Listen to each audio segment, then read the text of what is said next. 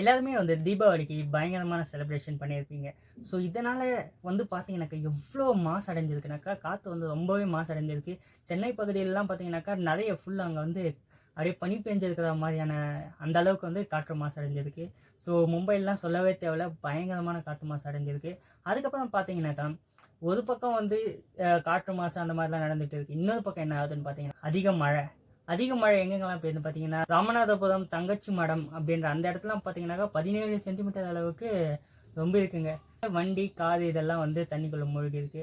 அதுக்கப்புறம் அந்த வீட்டுக்கிட்ட இருக்கிற எல்லா பாதி அளவுக்கு வந்து தண்ணி வந்துட்டு இருக்கு. ஸோ இதனால வந்து நிறைய பொதுமக்கள் வந்து கஷ்டப்பட்டுட்டு இருக்காங்க. ஒரு பக்கம் சந்தோஷமாக இருக்காங்க, ஒரு பக்கம் கஷ்டமும் பட்டுன்னு இருக்காங்க. அது மட்டும் இல்லை, சென்னையில் வந்து இந்த ஆரஞ்சு அலர்ட் கொடுத்துருக்காங்க. ஸோ அங்கே வந்து நிறைய மழை பெய்யும் அப்படின்ற மாதிரி வானிலை ஆய்வு மையத்துலேருந்து சொல்லியிருக்காங்க. ஸோ நீங்கள் எந்த சூழ்நிலையில் இருக்கீங்கன்னு சொல்லிட்டு மறக்காமல் கமெண்டில் சொல்லுங்கள்.